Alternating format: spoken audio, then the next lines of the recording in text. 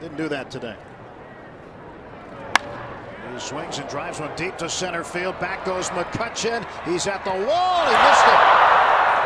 Gomez is going to turn second and head for third. And Carlos Gomez is in with a 2-out triple. And now Garrett Cole and Gomez having some words, and the benches are going to empty. What prompted this? As Carlos Gomez is throwing punches, and now the Pirates are retaliating. We've got a full-fledged brawl at PNC Park. The bullpens are emptying.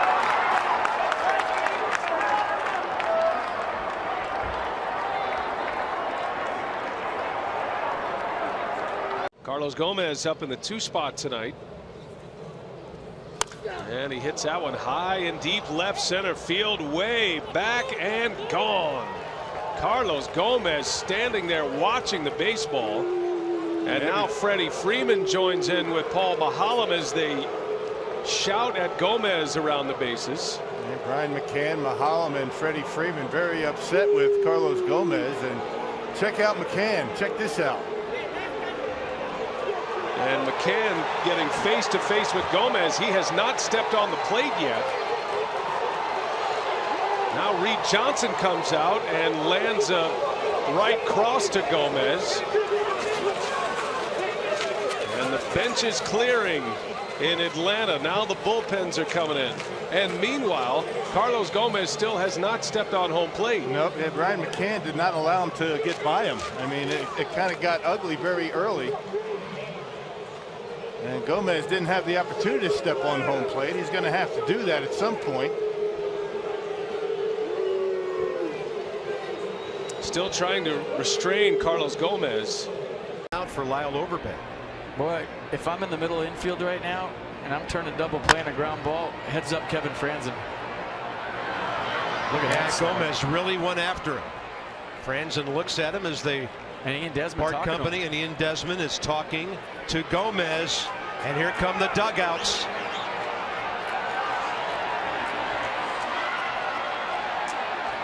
Good call, FP, as if on cue it happened, as Hill put a fastball into Gomez, and then Gomez really went after Franzen. Well, you just know how Gomez plays the game, and Ian Desmond taking offense to the slide. And you knew once he got hit that he was going to go in hard. Matt Williams telling him to go back to his dugout. How about that? 8th inning over. Nothing much happens, and that's just fine. The Nats have already won the series. And there's Gomez going in, feet flying. Wore 33 in high school, all because of Babe Ruth. Ellsbury makes the play to retire Gomez.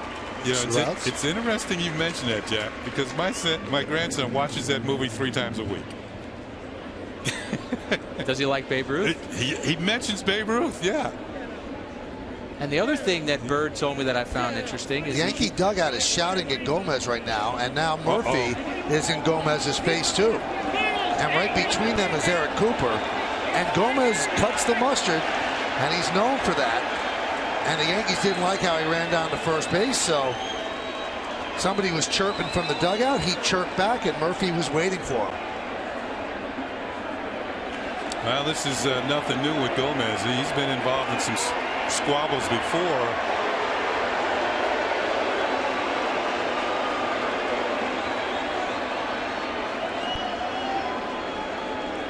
Remember, Gomez and McCann went at it in the National League when McCann was with the Braves.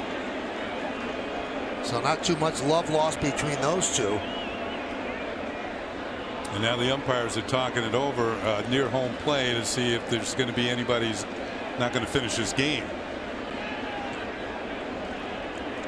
There's Trout. 15-game hit streak against Kansas City, including that gigantic home run in Kansas City last year. And one in Game 3 of the playoffs last year. That's lined right back up the middle of base hit. A missile. Ventura kind of staring at Trout. Not quite sure why. And Trout's got his arms out, wondering the same thing. Yeah, I mean, that's Ventura that threw up and in on the previous pitch. Good luck with that battle. There's a base hit out to left center. Trout will turn and head to third. Kane bobbles the baseball, and Trout is being waved in. The throw to the plate is not in time. Albert ends up at second. Yeah, they'll have some words for Ventura right now. Attention, here we go at this point. Bench is clearing here. Jim Wolf, the home plate umpire, to his credit, doing a heck of a job. They're keeping everybody calm. Well, look at Pujols right in there. Came right in from second base. Didn't like what Ventura was doing with Trout, not only with the line drive, but afterwards. But credit Jim Wolf and Adam Hamari, the first base umpire. Here come the bullpens, and it's just kind of have to. But those two guys trying to keep both benches at bay. I mean, there's no reason for Ventura to even say a word to Trout. And I don't blame Mike for when he came in to score that run, especially when you have that pitcher right at home plate, right next to you. Because Ventura clearly kind of lost his head here. And for no apparent reason. He's got a cruising at 7-1 lead, throwing the ball well. Boy, if you're a pitcher, you're dealing. You don't want to wake up this team. The Angels can come back in a hurry. 45 comebacks last year, and the slide in, Ventura's right there. And staring at him again. Yeah. Wise decision by Perez, too. And Wolf.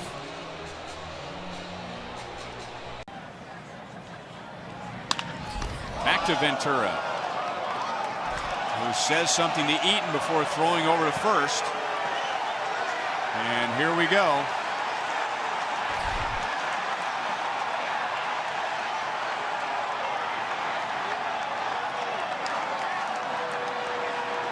Now, I should point out now that when the last half inning came to an end, the Royals and White Sox were screaming at each other.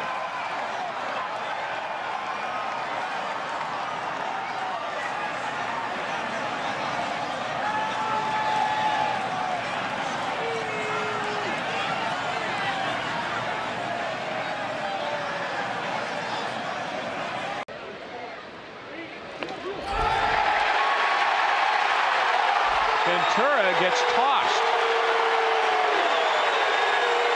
There were no warnings issued before the game. No warnings.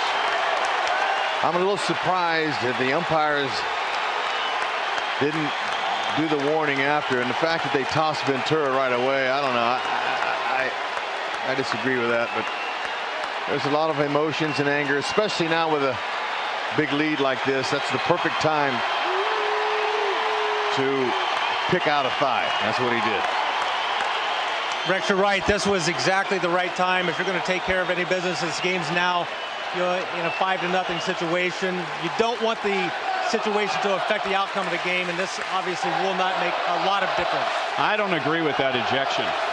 I mean, sure, we know the history. Brett Laurie, by the way, went to first base as if he expected it to happen. I mean, who in their right mind did not expect something to happen?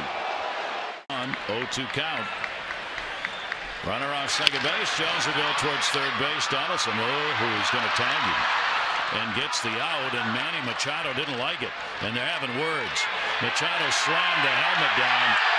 He thought that Donaldson hit him a little too hard. Bobby Dickerson moves in to get Machado out of there. Bullpens will get their only exercise of the game as they come in. You don't usually see that play in the infield, Mike, where the infielder tags the runner rather than throwing to first. All right. And Donaldson, he said, well, Manny's right here, so I might as well tag him. He kind of tagged him, gave him a little punch there in the stomach. And Manny ended up getting off balance, and I think obviously took offense to that one.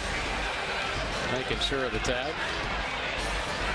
First time these teams have met, always good to keep things interesting right from the get-go.